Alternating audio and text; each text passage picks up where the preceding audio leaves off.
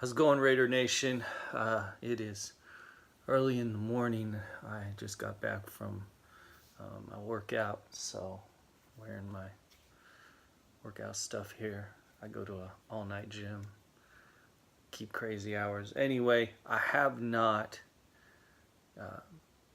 finished my film review, but I do want to post up another one in this series here about 5 things the Raiders need to do right now to win. And this one is pass defense. So 5 things the Raiders need to do to win right now with their pass defense. They do this, we start seeing W's. So I'm going to break right into it. Guys, thank you for your feedback. Thank you for people who have reached out to me and told me about other YouTubers and their content. And when I get a moment, I'll go and check these guys out as well. I'm sure you know how that goes. Number 1, bench Reggie Nelson. Take him out of the game. So you ask me, who do you run? You run Gilchrist, you run Harris. You watched the film last week, the deep ball that was batted down. That was Gilchrist. He was right on it. Conley looked to me like he was playing sort of man until it got to the middle of the field. Then he kind of started playing more zone. So it was like a combo type of coverage. He played man initially off the route, and when he got midfield on his side of the field, he started slowing it down and playing more like a zone.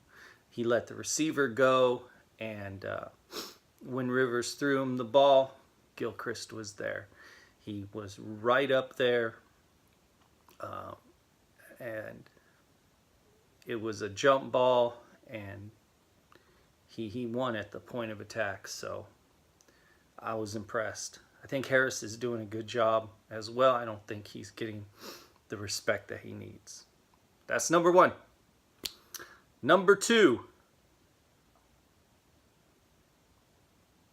bench Rashad Melvin. I will be happy to post up film after film after film showing that he is getting thrown around and getting outplayed.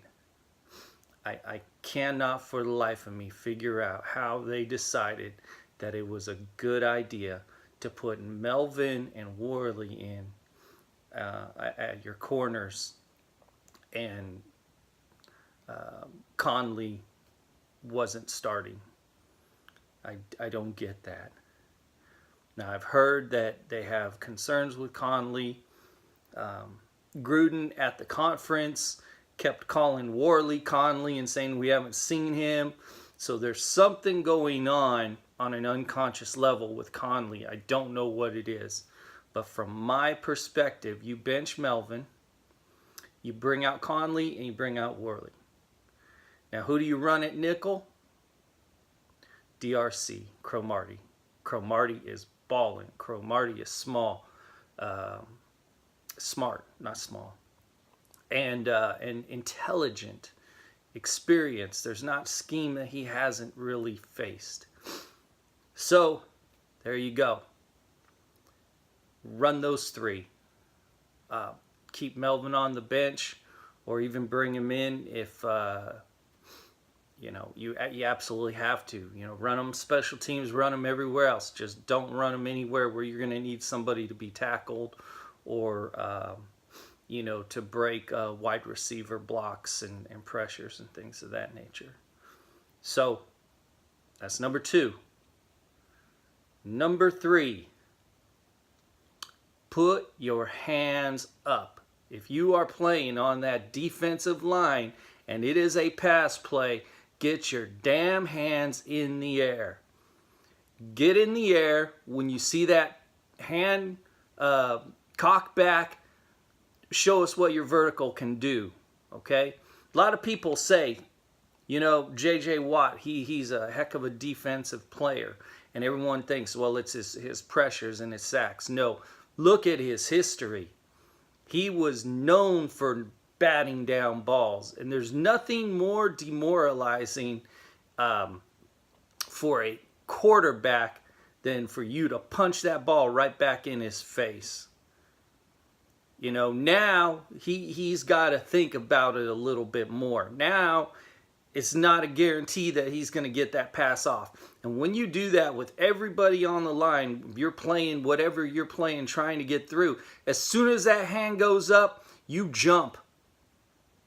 You jump up. PJ Hall was back this week. And what did he do? He knocked down a pass. PJ needs to have an offside practice with these boys and show them how it's done. Tell him what he thinks. Tell him what he's looking for. What are the cues that he needs? Get your hands up. Show your vertical. Jump up. Don't just let him sail the ball right over your helmet. You guys are big. These guys have windows. You close those windows. Jump up. Put your hands in the air. Number 4. Blitz more. Put more on blitzes. Irvin this past week came in from a defensive end standpoint, and Gruden said today and recognized, and this is what I had already called out, Irvin is a defensive player who started out as a pass rush specialist. Okay? He said today, Irvin is not in the same kind of scheme anymore. He can't be a linebacker. He's got to get his hand in the dirt, and he's got to beat these guys, get to the quarterback. Here is the problem. Okay? All his moves are going to the outside of the lineman. So he's trying to speed rush around him. And what I saw him do this week on that sack is he went as if he was doing a speed rush, and then he ripped right inside. And when he did, hey there, Philip, Mr. Rivers, how you doing? I'm here to knock you down. Now, where did you get that from? Who do we know that used to do that, that made a name for himself with that move? Khalil Mack. So you put Urban down and you get him, scaring him with the outside speed rush, which he's always a little bit late. You do the same thing with Arden Key, and you start doing inside rips and get between that tackle and that quarterback. How do you do that? You turn his hips. As soon as you turn his hips to the outside, boom, you rip in and you go. And he's either going to grab you, tackle you, or watch you go by. In almost any case, you are going to get some sort of call in your favor, or a much more elaborate and much more consistent pressure on the quarterback. Now, obviously, that changes if you're chip blocked and things of that nature. Doesn't mean you stop. Doesn't mean you stop trying. Finally, linebackers, bracket coverage. What that means is, if it's a short pass, a screen pass, whatever, don't go try to be a hero. You contain, gang tackle, team tackle. And if you look at everything the Raiders did this week, this past weekend, when it came to those screen passes and things of that nature, when they succeeded, they were able to do gang tackles. Tackling was actually a lot better. I mean, you might put the Raiders down for Whitehead being out of position. You know, again, that's what I'm talking about brackets. You get a guy on the outside, you get a guy on the inside, and you kind of squeeze. You don't let him, this guy doesn't let him get outside, this guy doesn't let him get outside. You basically are cornering and coming in. And that's what you have to do.